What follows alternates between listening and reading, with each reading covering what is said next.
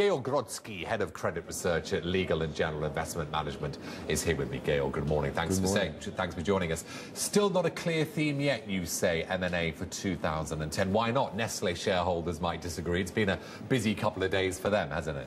Definitely, but I would reserve judgment. We're not yet there to predict a big surge in M&A activity for investment-grade corporates and elsewhere, because the indebtedness levels are still relatively meaningful, even though many corporates went through the recession with relatively good resilience. But is it really the time to leverage up in order to embark on daring acquisitions, possibly overpriced? I'm not sure yet. I would say the financial discipline still holds quite well, and as you may have noticed over the past few days, Kraft shareholders are not entirely happy either that it's a good idea right now to bid up in order to secure possible growth opportunities through acquisitions. So it could be a theme, but the jury is still out. Still last year, worst year for M&A for 5 years. I mean, will we see some improvement in 2010?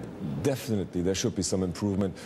The arguments are in place. I don't want to deny that. Funding costs are relatively low, even though credit spreads have not entirely returned to their all-time lows, but in combination with very low bond yields, funding costs for corporates are at very low levels as far as the last 10 years. Will they stay at low levels, though? Exactly, and therefore many corporates will, those who haven't done so yet, will probably try to lock in low funding costs by issuing bonds as much as they can over the next few months. But funding costs are very low on the one hand, and organic growth opportunities are not very interesting, certainly not in the developed world, and therefore why not buying some growth? It is tempting, but the memories of ill-fated takeovers and the memories of over-indebtedness causing the downfall of companies are still very fresh in many shareholders' minds, and therefore I'm not sure that boardrooms and CEOs will get the mandate which they may want to have from their shareholders in order to embark on an acquisitive spending spree. Still, what about the threat of rising bond yields and the potential impact on cash credit spreads?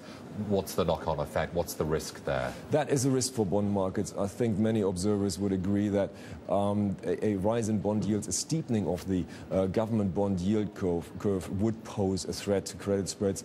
Once bond yields, say in the 5-year and the 10-year and beyond area, have started their return to normal levels, many investors will say, well, I'm happy now again with making 4 or 5% with government bonds. Why should I take extra risk by sticking with my corporate bond portfolio? We still don't see retail investors divesting the corporate bonds which they bought last year, and therefore we don't think there will be a wave of selling of corporate bonds if that was to happen. But it would be more difficult to justify current spread levels if government bond yields were to rise, and given the amount of issuance governments have to do, it's very likely that they will. And there's still the threat of further defaults, Georg, around Europe. Iceland, of course, yesterday downgraded by Fitch. We're speaking to a Fitch analyst in about half an hour's time.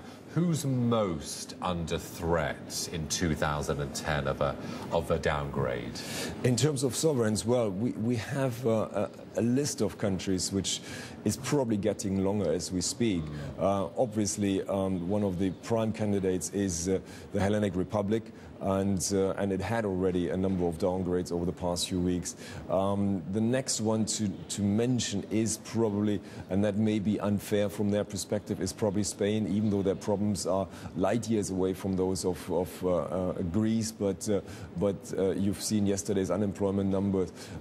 Clearly, that is not boding well for the ability of the government to cut spending in order to reduce the deficit. So something may have to give at a very high level, though. We're talking about a solid AA credit, and other countries will probably include, particularly those in Eastern Europe.